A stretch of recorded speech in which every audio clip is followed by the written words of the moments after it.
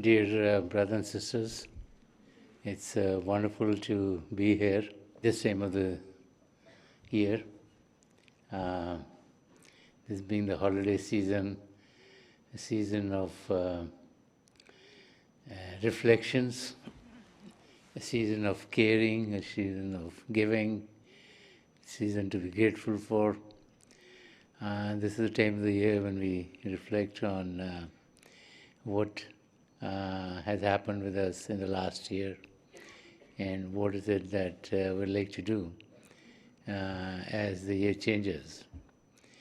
And so we're always setting goals, and whenever we set a goal, then we plan to reach our goals.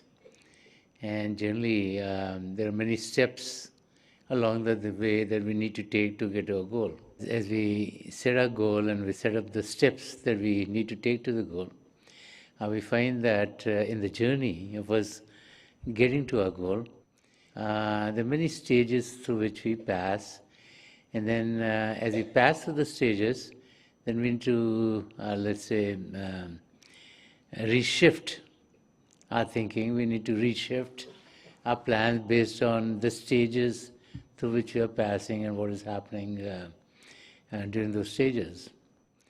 So similarly, as we start to think about the true goal of life, which is to be able to know ourselves and to be one with the Creator, then we know that there are many steps that we need to take to get to our goals. And when we read the writings of the great saints and mystics, they explain to us the various stages that we pass through and how we're supposed to deal with our own situations as we pass through those stages. So we're very lucky that we have many verses written by Sant Rajinder Singh Maharaj, who went through the journey, who knew the ins and outs of the journey, and who's explained through examples of this world for us to understand the spiritual world, the worlds which are conscious, the worlds which can see with these eyes, the world which can't hear with these ears, the world which can't feel with our senses. And so Sant Rajinder Singh Maharaj has used examples of what we're familiar with, and through the examples that we experience through our physical senses, we had a glimpse of the spiritual journey. During the last few Sundays, we've been taking a few verses of one of his ghazals, of one of his poems, which talks about us as human beings should take steps towards our goal. We should find out what our goal is, and then we should set the steps and then take the steps one by one and go on the spiritual journey.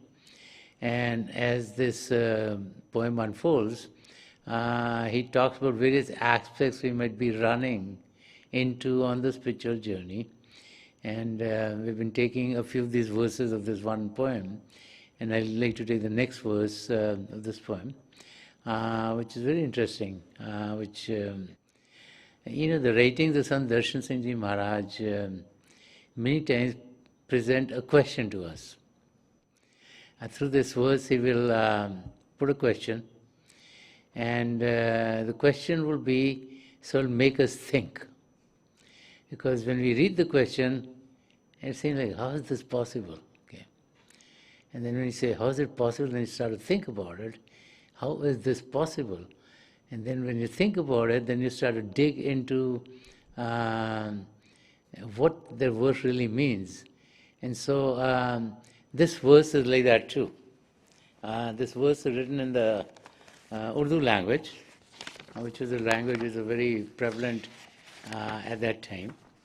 And Sant Rajinder Singh Ji Maharaj is saying, he says, तुम्हें आबाद नजर आएगी उजड़ी दुनिया, तुम्हें आबाद नजर आएगी उजड़ी दुनिया, दिल की दुनिया को मोहब्बत से बसाओ तो सही, दिल की दुनिया को मोहब्बत से बसाओ तो सही. So an English translation of this would be, this desolate scene will become a heaven. This desolate scene will become a heaven if you fill the world of your heart with love. If you fill the world of your heart with love. So if you think about a desolate scene, when you think about a desolate scene, you generally think about a desert. If there's a desert, there's sand, and there's no vegetation there. There's no fountains to drink water. And desolate scene is something, everything's been kind of destroyed, there's no growth coming there. Times when, let's say, you have a tsunami hit an area. Let's say you have an earthquake come and everything's broken down. Let's say there are floods that are there. So scene very devastated. Okay? So Sant Rajinder Singh Ji Maharaj is saying that there's this desolate scene.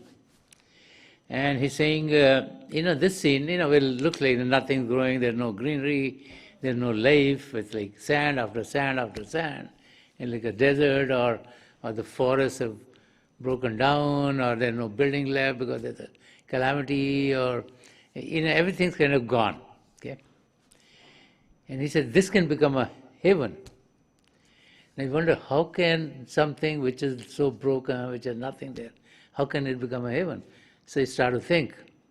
So he's like putting us in a spirit where we have to think, how can a desolate place become like a heaven? And as we start to think about that, many questions come to us. A heaven is a place which is beautiful. There's no difficulties, no pain, there's happiness, there's joy, in a state of bliss. That's what heaven is all about. Okay? And here, you're in an area where everything is messed up. And so, Darshan Singh Ji Maharaj is saying, you can have this desolate scene turn into heaven if you fill the world of your heart with love. So he's asking us that what is in your heart? Generally, what we have in our heart is a reflection of the environment in which we find ourselves. Let's say you're in an environment where two people are fighting. Okay, then you get into that mode too. Let's say you go see a boxing match. Okay, you're saying this guy hit him, that, this guy hit him, that. Also, you feel like that too. You become aggressive also, and so the environment affects us, and so within us, it's kind of a reflection of what is going on the outside. And when we start to look at this verse more deeply, because all the writings of Sant Darshan Singh Ji Maharaj are to explain the spiritual path, the spiritual journey of how our life is and how we can get to our goals.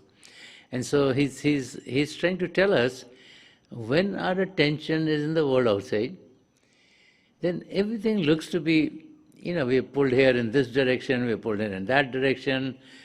Sometimes we have to take care of the physical body, sometimes we have to take care of our relationships, sometimes we have to be able to deal with the others, and it looks like a difficulty is coming from this area or that area or that area.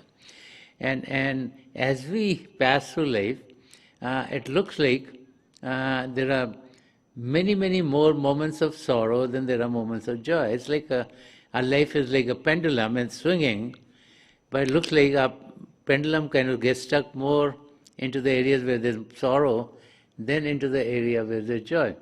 And so when we look at our life, most people are complaining. Most people are not very happy with their lives. Most people feel, oh, there's this difficulty, or there's that difficulty, or that difficulty. And that's how we start to feel, and that's how we start to behave, and this is why we find so many people getting into depression these days. So many people feeling there's so much stress and strain in my life.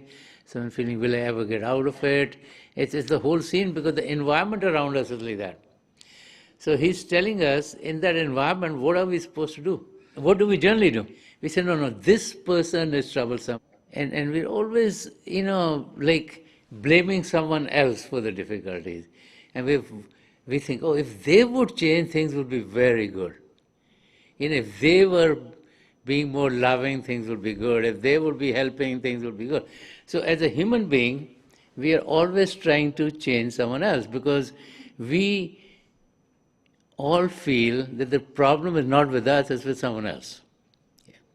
So Sant Darshan Singh Ji Maharaj is telling us that the only one you can change is yourself. He said, look in your heart, see what kind of a person are you. Are you a loving person? Are you a person who's complaining all the time? Are you a person who's trying to, just feel depressed? Are you someone who's always, feeling nothing will work good for them? Are you someone who's always dealing with negativity? So he's saying, if you fill the world of your heart with love, the whole scene is going to change. It's going to become a heaven here down on earth. So the key is to be able to experience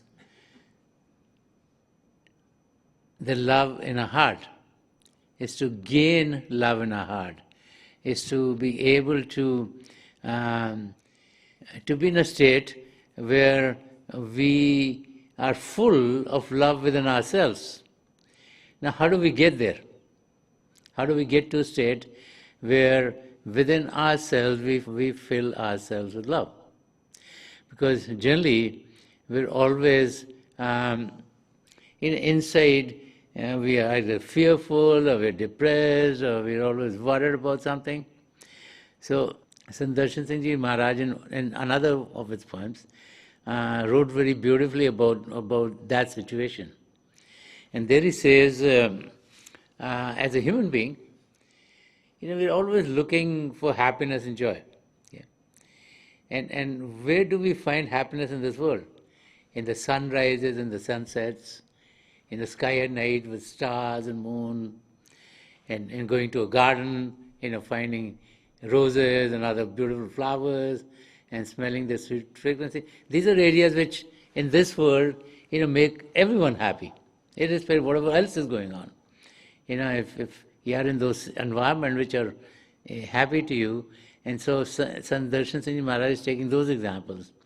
And he's saying, हंसी गुलों में सितारों में रोशनी ना मिली, हंसी गुलों में सितारों में रोशनी ना मिली, मिले ना तुम तो कहीं भी हमें खुशी ना मिली, मिले ना तुम तो कहीं भी हमें खुशी ना मिली. So Sant Darshan Singh Ji Maharaj is saying, I could neither find smiles in the flowers nor light in the stars. See, those are the areas which give us happiness. We smell the flowers, and they're blooming, they look good to us, we're happy. We look at the sky at night, we see the stars, many people watch the constellation of the stars, it gives us happiness and joy. And so he says, I could neither find smiles in the flowers nor light in the stars until I met you, O beloved. Joy was nowhere to be found. And so Sant Darshan Singh Ji Maharaj now is saying, until I met you, O beloved, joy was nowhere to be found. So what beloved is he talking about? And who is he talking about? So he's talking about finding a saint, a spiritual master or a mystic, from whom he started to experience the love which started to impregnate his own being, started to go in the middle. Because as we look at the spiritual journey, to find an example of the world outside, as we go to school, we need teachers who can teach us about the various subjects that we don't learn. So if a teacher has a degree, let's say, in literature, then we can learn literature from them. If a teacher has a degree in sciences, we can learn sciences from them. If they have a degree in maths and all, we can learn maths from them. So a teacher is guiding us so we can learn. So in the spiritual arena, we have a saint or a mystic or a spiritual master who guides us into the intricacies of the spiritual worlds, of the spiritual regions, of the spiritual arena. And what is very interesting is that as we get the guidance, then we start to understand what the spiritual aspect of a being is. Most of us lead life as if the only reason for which we are alive is just this physical body. And since all of our attention is there, and since we live at the level of our senses, that's all we consider ourselves to be.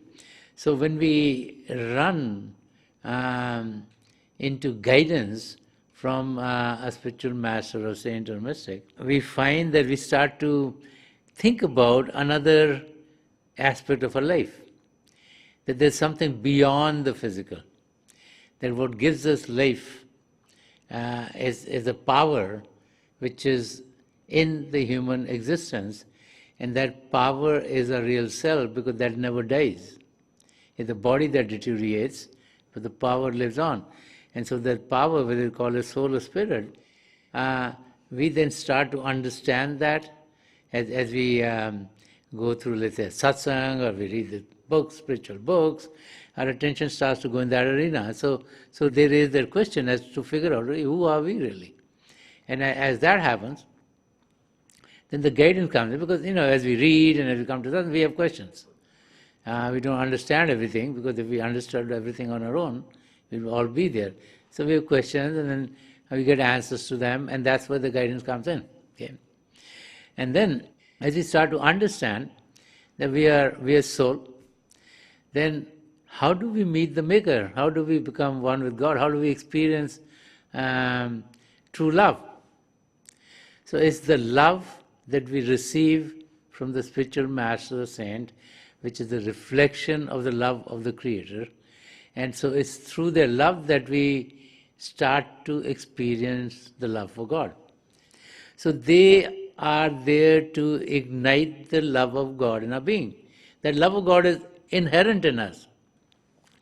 We, in reality, are soul, which is a part of God. So God is an ocean of all love. And so we have a spark of the love, but we don't realize it, because our soul, our real self, is covered by layers and layers of mind, matter, and illusion. So our attention is in the world outside. Okay? And we don't recognize that love. And so every action from the spiritual master is to ignite that love in us. It could be joking with us, it could be eating with us, it could be being with us, it could be sitting in a satsang and talking about the spiritual path, it could be any question and answer session. But all of that is just there so that we can experience self-love of the Creator by ourselves. Because they know that once we experience their love, then we're going to be pulled in that direction. And so spiritual master is not here to connect us with the spiritual master, they are here to connect us with God. They just act as a catalytic agent. Because God the Creator is within ourselves, our real self, our soul is within ourselves, it's the mind which is the barrier in between. So the role of the spiritual master is to curb the mind, act as a catalyst, so that our soul can find its merger in God, can experience the love of God. And that's the whole story.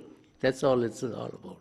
Because once you experience the love in your being for the Creator, then your vision of looking at this world, your living in this world is going to change dramatically, and you'll find that there's nothing but happiness and joy all around you.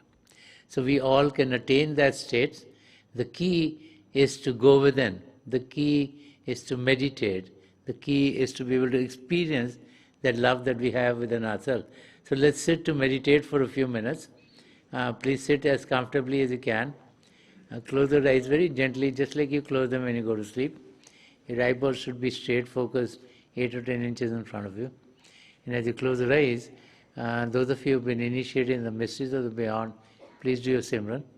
And those of you who are new here, please repeat any name of God that you feel comfortable with. This repetition of God's name should be done mentally and not out loud. I pray to God Almighty and to the three great spiritual masters of the past century, Hazur Baba Sawan Singh Ji Maharaj, Param Sant Kripal Singh Ji Maharaj, and Dayal Purush Sant Darshan Singh Ji Maharaj, to help us experience the love of God within ourselves and to go on the spiritual journey. We'll be sitting for a few minutes. I'll be getting out of this meditative state at that time, and my best wishes are with each and every one of you.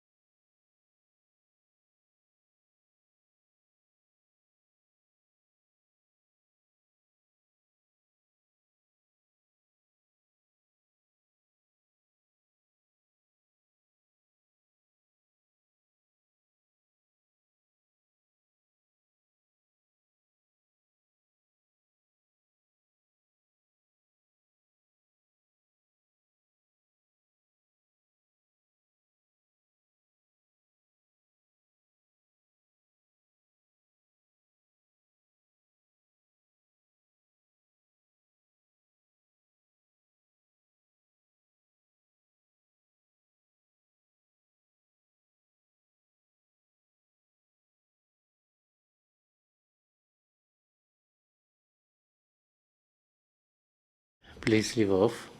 Please leave off.